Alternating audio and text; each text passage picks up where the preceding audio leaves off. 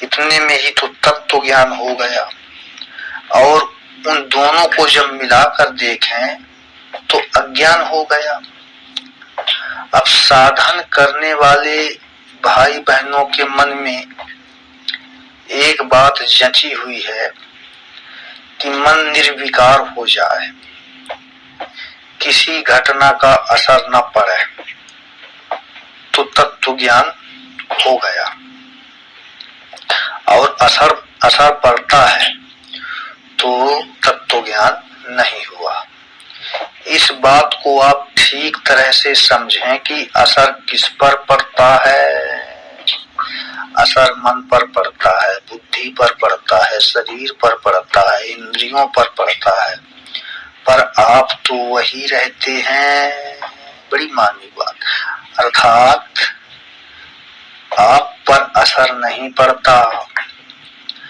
रुपए आए, नफा हुआ तो आपका मन प्रसन्न हो गया, और रुपए चले गए, घाटा लग गया तो आपका मन दुखी हो गया। नफा नुकसान होने से मन पर दो तरह का असर हुआ, पर आप तो वही रहे ना। नफा हुआ तो आप दूसरे थे, और नुकसान हुआ तो आप क्या दूसरे थे? ऐसा होता है क्या? अगर आप एक नहीं रहते तो नफा और नुकसान दोनों का ज्ञान किसको होता? आप तो सम ही रहते हैं, एक ही रहते हैं। आप पर असर पड़ता ही नहीं, असर पड़ता है मन और बुद्धि, मन बुद्धि पर। तत्वज्ञ जीवन मुक्त महापुरुष भी बचपन से जवान और बूढ़ा हो जाए तो उसको दिखना कम हो जाएगा, सुनना कम हो जाएगा, चलना फिरना कम हो जाएगा, पर उसके ज्ञान में क्या फर्क पड़ा? शरीर, इंद्रियां, मन, बुद्धि ये सब तो बदलने वाले ही हैं। इनमें से कोई बदल गया, किसी पर असर पड़ गया तो क्या हो गया? आप उसके साथ मिलकर अपने को, स्वरूप को सुखी दुखी मान लेते हो। यही गलती होती है। आप इस बात पर दृढ़ रहो कि मैं तो वही हूँ। सुख के समय जो था वही दुख के समय में हूँ, और दुख के समय में जो था वही सुख के समय में हूँ। इस प्रकार आने जाने वाले के साथ न मिलकर अपने आप में स्थित रहना ही स्वस्थ होना है। सम दुख है, सुख है स्वस्थता। आने जाने वाले के साथ मिलकर सुखी दुखी होना प्रकृति में स्थित होना है। प्रकृति में स्थित आप हो नहीं, पर जानबूझकर उसमें स्थित हो जाते हो। आप ना सुख में हो, न दुख में, न लाभ में हो, न हानि में, न किसी के जन्म में हो, न किसी के मरण में। आप इन सब से अलग हो। आप जानबूझकर इनको खींच करके ले लेते हो और सुखी दुखी हो जाते हो। फिर कहते हो कि बोध नहीं होता। आप इसी बात में स्थित रहो कि मैं तो वही हूँ, नफा हुआ तो वही हूँ, नुकसान हुआ तो वही हूँ।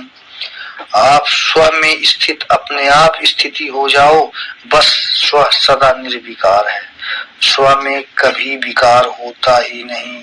विकार अंतःकरण में होता है, और उसके साथ मिलकर आप भी अपने में विकार मान लेते हो और सुखी दुखी होते हो।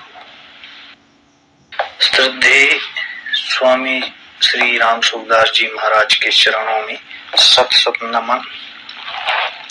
श्रद्धेय स्वामी जी कहते हैं कि आपके मन में अच्छी आ जाए, मंदी आ जाए, शोक आ जाए, चिंता हो जाए, हर्ष हो जाए, राग हो जाए, द्वेष हो जाए, ये सब होने पर भी आप अपने में स्थित रहो। उनसे मिलो मत। उनके साथ मिलते ही वो प्रकृति में स्थित होना है, और प्रकृति स्थित होने से फिर पाप ही लगेगा, दुख भी होगा, 84 लाख योनियां भी होंगी, नरक भी होंगे, जन्म मरण भी होगा। क्योंकि गीता जी में भगवान ने कहा, कारणम गुणों संगोष सज्जन्मेषु। अतः जो बनते हैं, बिगड़ते हैं, आते हैं, जाते हैं, उनको देखकर भी आप अपने में स्थित रहो, क्योंकि आप उनको देखने वाले हो, उनसे आप अलग हो। सुखदायी परिस्थिति को भी आप देखते हो, दुखदायी परिस्थिति को भी आप देखते हो, संयोग को भी आप देखते हो, वियोग को भी आप देखते हो। देखने वाला दिखने वाली वस्तुओं से अलग ही होता है, यह नियम है। अतः देखने वाले आप में क्या फर्क पड़ा? देखने वाले आप तो वही रहे ना। देखें, इसको मार्मिक बड़ी मार्मिक बात है। हम गंगा जी के किनारे खड़े हैं, बहुत से सिलपट लकड़ी के टुकड़े बहते हुए आ गए और हमारे पास से होकर निकले, तो हम खिलखिलाकर हंस पड़े कि आज तो बड़ा आनंद आ गया। अब दूसरे दिन हम वहीं खड़े रहे, पर एक भी सिलपट हमारे पास से होकर नहीं निकला, सब उधर से बहते हुए निकल गए, तो हम जोर जोर से रोने लगे। कोई पूछे कि भाई रोते क्यों हो, तो हम बोले कि आज एक भी सिलपट हमारे पास से नहीं निकला।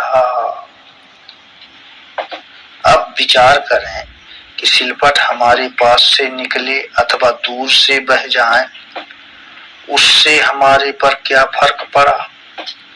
हम सिलपट को छूते ही नहीं, सिलपट हमारे पास रहता ही नहीं, वह तो बहता है और हम एक जगह खड़े हैं। परंतु वह पास से होकर बह गया तो राजी हो गए, और दूर से होकर बह गया तो रोने लगे। यह मूर्खता ही तो हुई ना। ऐसे ही आपके यहाँ देखना, समझना, अब ऐसे ही आपके यहाँ बेटा हुआ तो आप राजी हो गए, और बेटा मर गया तो रोने लग गए। किसी दूसरे आदमी के यहाँ भी लड़का हुआ और मर गया, पर तब आप रोते नहीं। उसके यहाँ धन आया और चला गया, पर आप नहीं रोते। आपके यहाँ धन आकर चला जाए तो आप रोते हो। आपके पास पहले था नहीं, बीच में हो गया, फिर चला गया, तो आप जैसे पहले थे वैसे ही रहे, फिर रोना किस बात का? आप अपने में स्थित रहोगे तो रोओगे नहीं, परंतु आने जाने वाली वस्तुओं के साथ चिपकोगे तो मुफ्त में रोओगे। संसार का दुख आपने मुफ्त में ही पकड़ कर लिया हुआ है। वास्तव में दुख है नहीं, भगवान ने दुख पैदा किया ही नहीं, आप ही दुख पैदा कर लेते हो। आपको क्या शौक लगा है पता नहीं, आप बदलने वाले के साथ मिलो मत, मिलोगे तो दुखी होना ही पड़ेगा। मैं बदलने वाले से अलग हूँ, ऐसा देखते रहो। उनसे अलगाव का साफ अनुभव होते ही सब दुख विकार स्वतः मिट जाएंगे। अब स्वामी जी से एक श्रोता ने इसी मध्य में प्रश्न कर दिया। कहता है, स्वामी जी, हम तो उनसे मिले हुए ही हैं, अलग कैसे हों? स्वामी जी कहते हैं, मिले हुए आप हो ही नहीं। अगर मिले हुए होते तो आप अभी तक बच्चे ही रहते, बूढ़े होते ही नहीं। परंतु आप कहते हो कि मैं जो बालकपन में था वही मैं आज हूँ, जबकि बालकपन आपके साथ नहीं रहा और आप बालकपन के साथ नहीं रहे, फिर आप मिले हुए कहाँ हो? शरीर आदि बदलने वाले हैं और आप न बदलने वाले हैं। आपने भूल से अपने को उनसे मिला हुआ मान लिया है। बस इसको आप मत मानो, हम उनसे मिले हुए हैं। ऐसा दिखने पर भी उनको आदर मत दो, प्रत्युत अपने अनुभव को आदर दो कि मैं उनसे अलग हूँ। कैसे अलग हूँ? कि बचपन से लेकर अब तक शरीर बदल गया पर मैं वही हूँ। यह बिल्कुल प्रत्यक्ष सबकी अनुभव की बात है। आप शरीर आदि से अलग हैं, तभी तो बचपन बीत गया और आप रह गए। ऐसे ही जवानी और वृद्धावस्था भी बीत जाएगी पर आप रहोगी।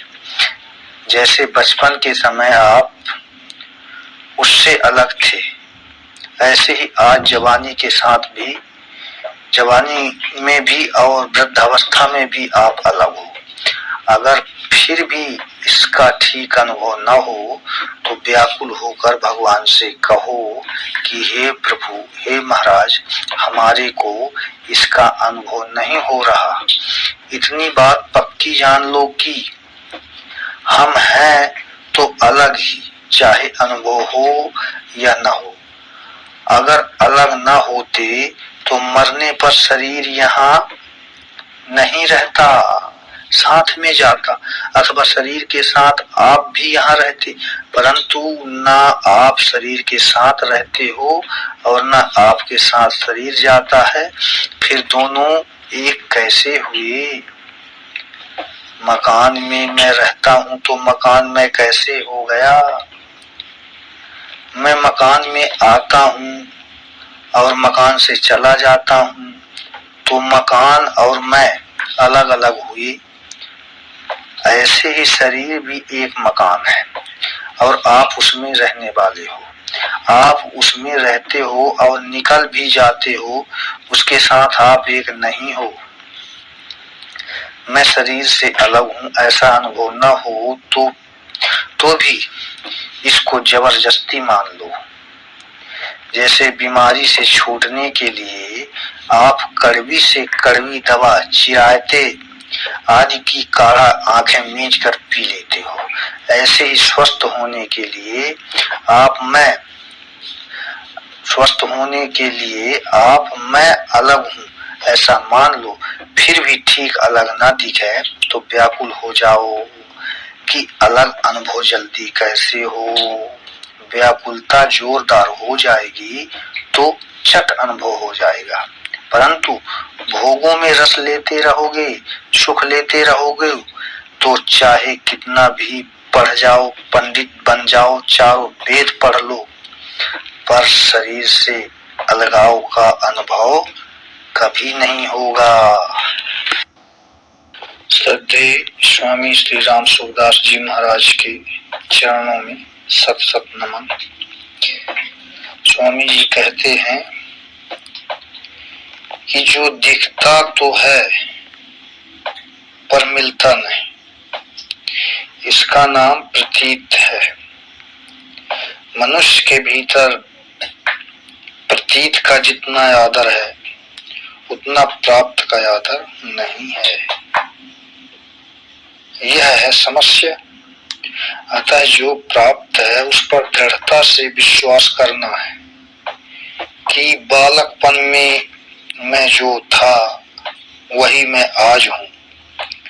शरीर बदला, मन बदला, भाव बदले, इंद्रियां बदली, देश बदला, काल बदला, परिस्थिति बदली, घटनाएं बदली, क्रियाएं बदली, यह सब कुछ बदला पर मैं नहीं बदला।